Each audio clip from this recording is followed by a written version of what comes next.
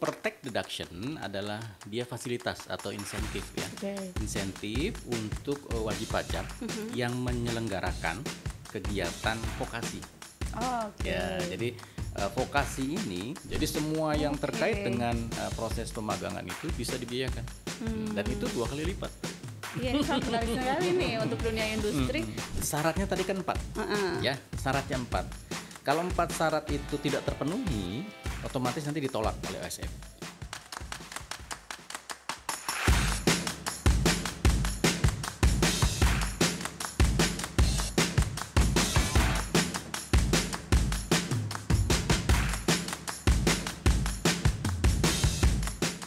Assalamualaikum warahmatullahi wabarakatuh. Kawan pajak semua, kembali lagi bertemu bersama saya Ida Laila. Kawan pajak kini tengah menyaksikan dan mendengarkan podcast Katalog Gue Kanwil DJP Banten, tempat kawan pajak curhat, dialog dan sharing mengenai informasi-informasi kekinian terkait perpajakan serta peraturan-peraturan terbaru perpajakan bersama para pakar dari Kanwil DJP Banten serta para tokoh dan stakeholders Kanwil DJP Banten. Kawan pajak semua, pemerintah memberikan perhatian penuh kepada peningkatan kualitas sumber daya manusia. Oleh karenanya, pemerintah kini mengeluarkan berbagai kebijakan untuk mendukung terciptanya sumber daya manusia yang handal melalui program-program pelatihan bagi para siswa atau calon pekerja, sehingga mereka nantinya akan siap untuk memasuki dunia kerja. Nah, pada saat ini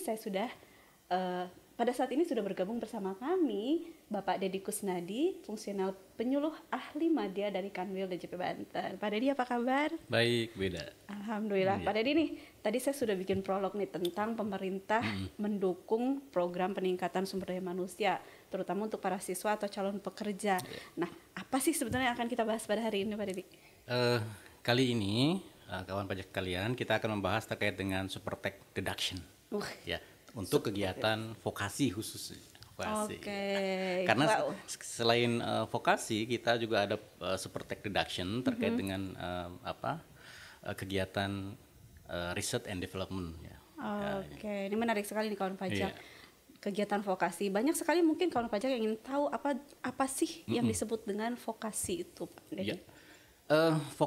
Vokasi itu trennya baru 2-3 tahun terakhir ini ya, vokasi. Jadi vokasi itu adalah kegiatan pendidikan, adanya keseimbangan antara teori dan praktek. Ya. Jadi dia dikhususkan untuk pembinaan siswa-siswa kejuruan sebenarnya di SMK ya, sekolah menengah kejuruan. Nah, disitulah pendidikan vokasi. Selain di SMK, vokasi juga ada di program diploma. Karena diploma ini dia lebih mengkhususkan ke keahlian.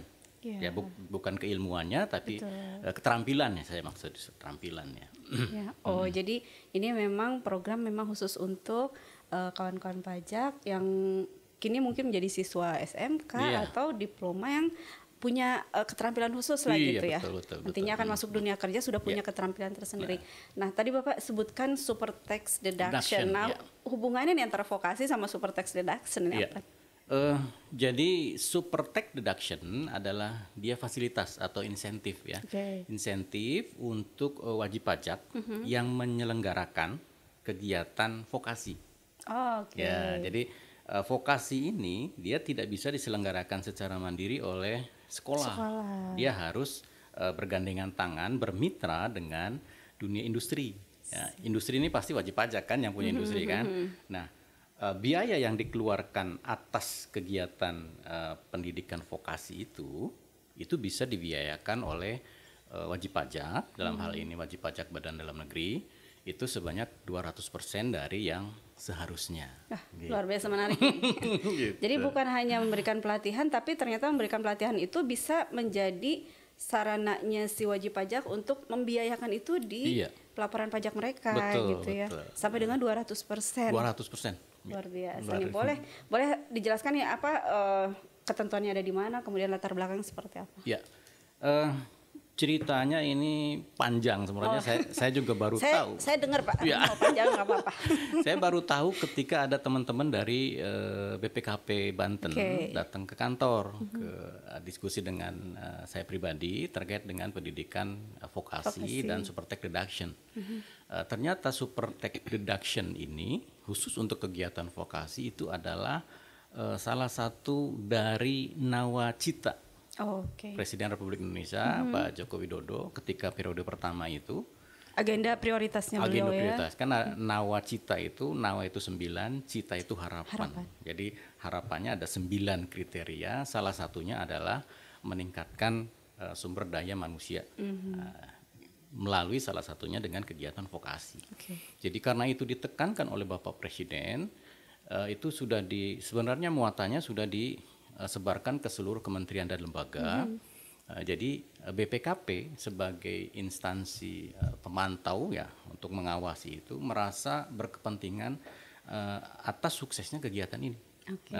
Oleh karenanya beliau teman-teman BPKP itu konfirmasi ke Kanwil Banten, ketemu dengan saya, gimana Pak Dedi vokasi di Banten, katanya kok agak kurang gregetnya gitu kan.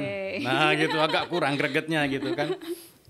Ya saya bilang vokasi super tech deduction itu kan dasarnya kalau di Kementerian Keuangan adalah PP 49 tahun 2019. Dia keluar 2019, kemudian setelah PP itu keluar PMK 128.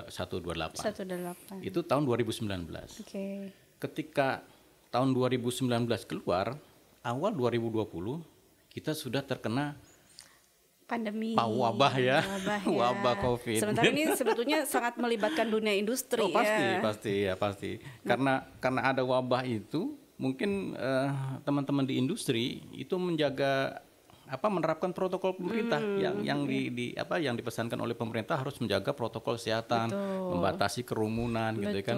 Akhirnya mereka pekerja pun banyak yang dirumahkan akhirnya mungkin shift-shiftnya kan lebih sedikit ya. Kita aja kan 25% kadang-kadang gitu kan. Kalau pegawai saja tidak boleh masuk, apalagi mereka menerima magang yang workshop.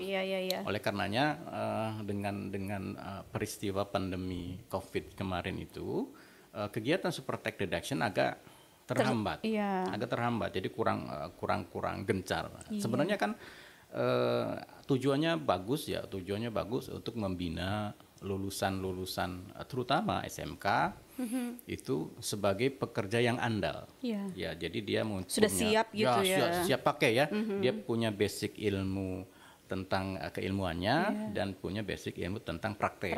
Jadi ketika terjun di lapangan mereka bisa langsung kerja dan diterima oleh dunia kerja. Karena apa? Karena ilmu yang didapat adalah ilmu yang terbaru ketika dia lakukan pemagangan di industri. Betul. Ya, kalau selama ini kalau dia cuma belajar di sekolah gitu kan, teorinya aja. Ya sebagai contoh gitu nih Bu, contoh ya. Di SMK sekarang mesin motornya itu masih pakai yang manual untuk praktikum. Sementara sekarang motornya udah matic kan? Matic semua ya sekarang. Kalau mereka kerja di industri kan nggak bisa. Waduh, saya nggak belajar gitu ya. Ya, saya nggak belajar ini. Gitu.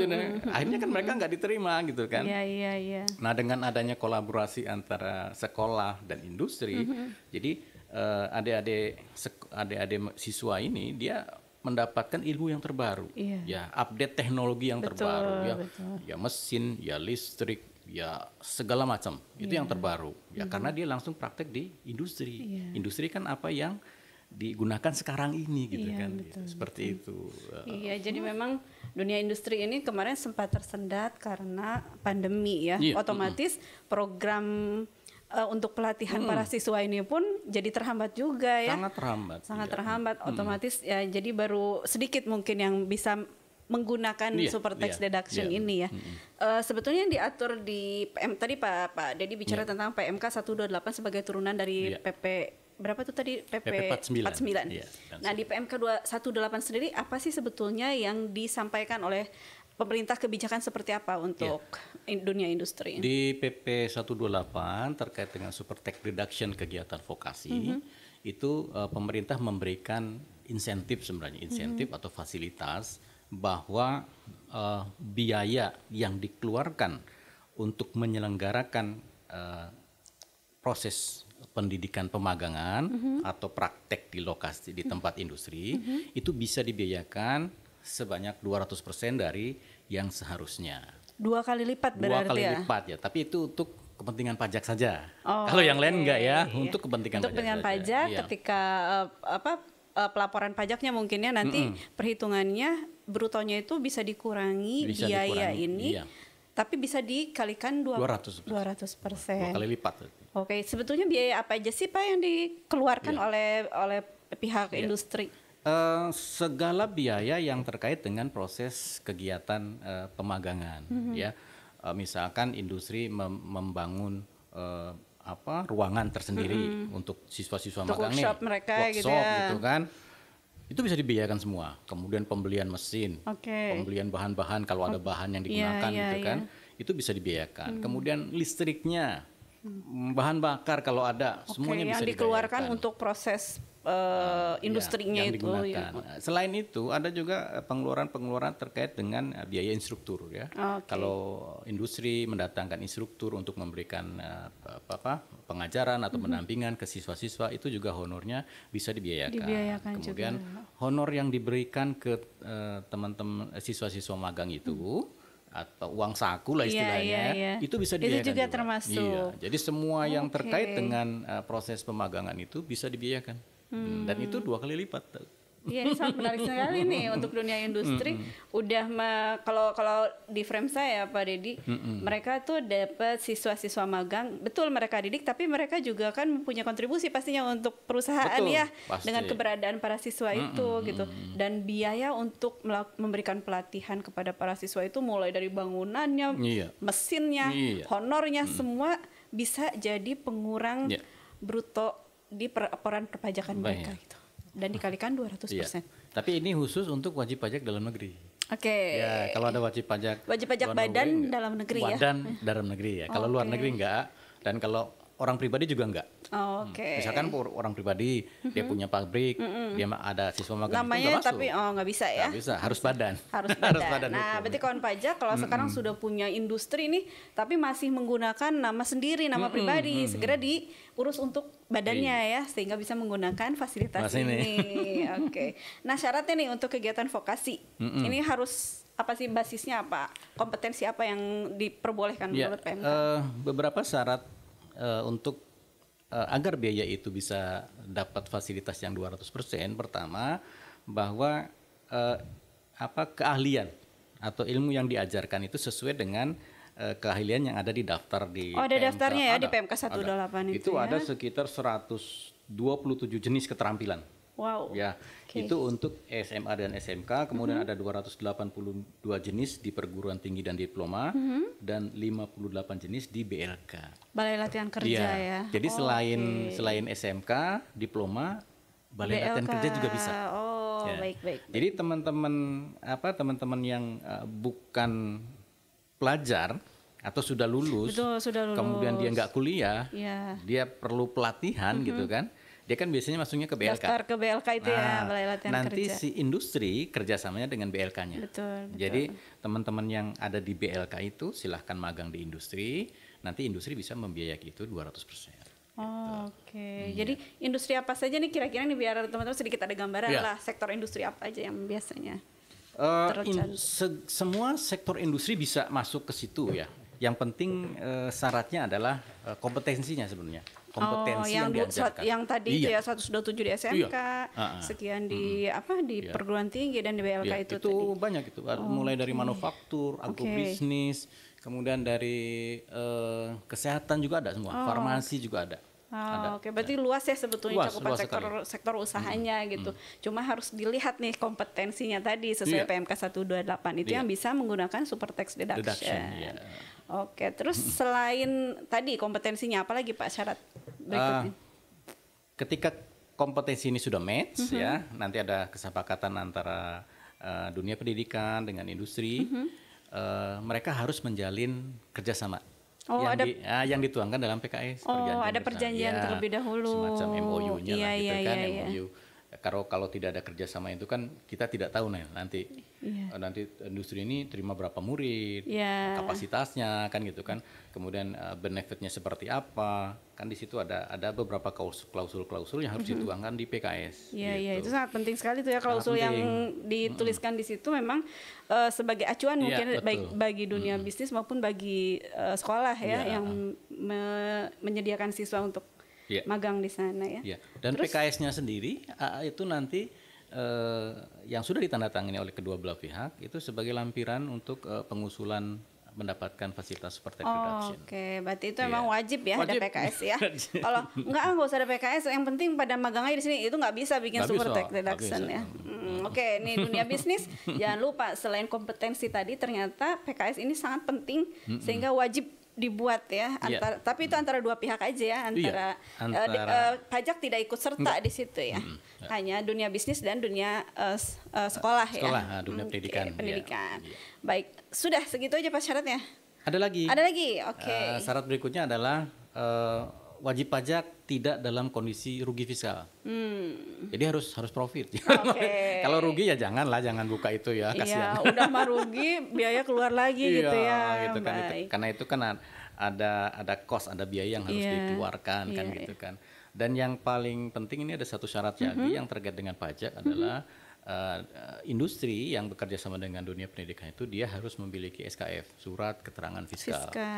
Ya, surat keterangan fiskal kan isinya kan nanti di situ apakah wajib pajak punya tunggakan atau tidak, SPT-nya sudah masuk atau belum ya. Istilahnya kepatuhan wajib pajak lah gitu. Jadi hanya WP patuh yang bisa memperoleh fasilitas ini. Ya tentu ya Pak ya. Kalau WP nggak patuh dapat fasilitas itu gimana gitu ya. Jadi hanya WP patuh dengan buktinya melalui surat keterangan fiskal itu. Berarti mereka harus mengurus ini ke kantor pelayanan pajak ya Pak ya? Ya, kalau sekarang kan nggak harus datang ya. Pakai online aja. Pakai akunnya masing-masing gitu ya. Pakai akun masing-masing, DJP online masuk permohonan SKF. Nanti secara sistem di-generate SPT-nya udah masuk apa belum, ininya belum. Itu secara sistem otomatis ya. Ketika itunya sudah masuk keluar syarat selesai kan gitu. Sesimpel itu ya sekarang ya, tidak perlu pusing-pusing datang bikin surat segala macam. Langsung masuk aja ke akunnya DJP online. Kemudian pilih permohonan SKF, nanti akan sistem otomatis akan mengeluarkan SKF kalau memang wajib pajak itu sudah memenuhi syarat ya. Wah, ya nih semuanya serba mudah sekarang kawan pajak.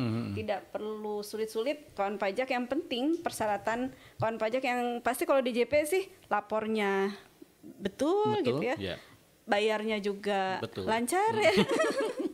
Kalau itu semua dijalankan dengan baik dan kewajibannya, otomatis SKF itu bukan hal yang sulit ya Pak ya. Cepat sekali. Ya. Nah, kalau pengen dapat fasilitas ini, caranya ngakses kemana sih untuk dapat super tax deduction ini? Ya, nah ketika nanti teman-teman industri udah melengkapi syarat tadi ya, kompetisinya udah sesuai, kemudian PKS-nya sudah siap, sudah ditandatangani oleh kedua belah pihak. Kemudian memang tidak dalam kondisi rugi fiskal, kemudian SKF-nya juga sudah diterima ya. Jadi sebelum ngajukan SKF dulu kan, ngajukan SKF itu paling lama 3 hari kerja sudah ada balasan. Sebenarnya begitu masuk besoknya sudah bisa dapat sih sebenarnya SKF itu. Cuma kalau 3 hari itu batas toleransi apabila loadingnya terlalu tinggi kan gitu kan. Nah, ketika syarat-syarat itu sudah lengkap, nanti wajib pajak dalam hal ini wajib pajak badan dalam negeri itu mengakses halaman OSS. OSS ini kan adanya di Kementerian di Perizinan ya. DPMPTSP kalau ini ya. Ya, DTPS itu kan yang di daerah. Di bawah kalau di pusatnya BKPM. Di BKPM itu yang mengelola perizinan itu adalah BKPM. Ya. Jadi sebenarnya seluruh wajib pajak badan itu sudah punya akses OSS. Betul, pasti. Tapi untuk kepentingan yang lain gitu kan. Untuk kepentingan perizinan, untuk kepentingan perpanjangan, untuk kepentingan yang lain. Nah, sekarang OSS itu digunakan juga untuk pendaftaran ini. Gitu. Sebenarnya mereka udah familiar, nggak usah diajarin lah gitu ya. Udah tahu lah kalau dunia bisnis sudah tahu karena mereka dapatkan surat izin berusahanya tuh dari OSS. Dari OSS itu. juga. Dan jadi mereka tinggal masuk ke webnya OSS, kemudian ada dokumen yang mesti dilampirkan ketika masuk ke yang situ. PKS dengan SKF-nya itu. Itu jadi syarat, makanya tadi sebelum ini harus dipenuhi dulu 4 hal itu tadi ya. Jadi dan di scan-nya ya, soft copy-nya dari dokumen SKF sama PKS itu nanti dilampirkan di situ. Ada upload dokumen. Nggak perlu datang juga kemana-mana buka akun OSS-nya masing-masing ya. Ada nggak sih yang nggak jadi dikasih fasilitas ini misalnya? Syaratnya tadi kan 4 ya, syaratnya 4. Kalau 4 syarat itu tidak terpenuhi, otomatis nanti ditolak oleh OSF. OSS-nya. Otomatis ditolak. Tapi ada syarat yang tidak terkait dengan OSS. Oke, apa itu Dia adalah Pak? syarat pelaporan. Oh, lapor apa ini? Ya, laporan realisasi penggunaan realisasi Oke. biaya yang digunakan untuk kegiatan super tax deduction.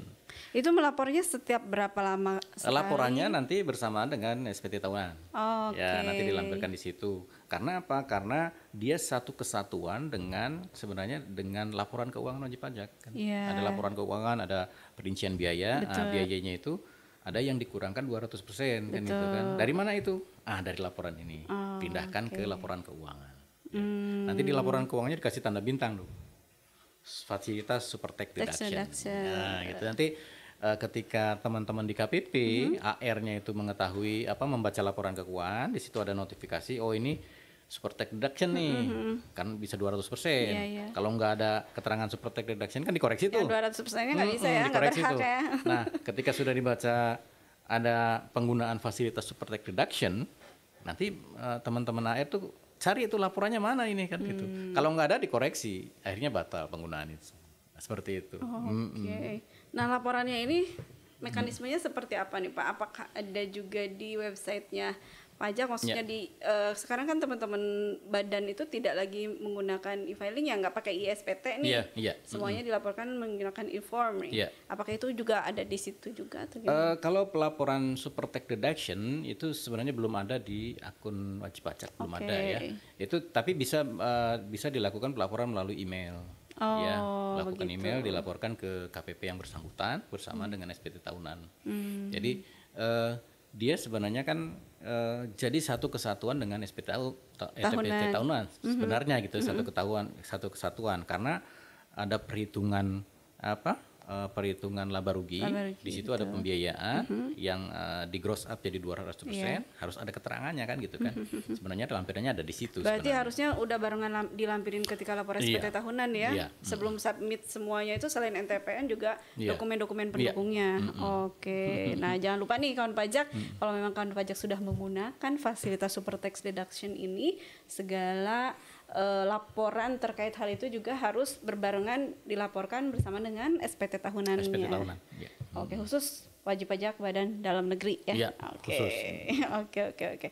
Boleh nih kasih closing statement dulu lah buat kawan-kawan pajak semua. Baik, kawan pajak sekalian, terutama yang untuk WP badan dalam negeri ya, manfaatkan fasilitas super tax deduction ini dengan baik ya. Ini adalah salah satu peran dunia industri wajib pajak badan dalam negeri untuk meningkatkan sumber daya manusia Indonesia ke depan ya. Sebagaimana diketahui, kita nanti di dunia era keterbukaan, globalisasi, kita akan banyak kedatangan tenaga-tenaga dari luar kan, dari luar yang memang sudah expert kan.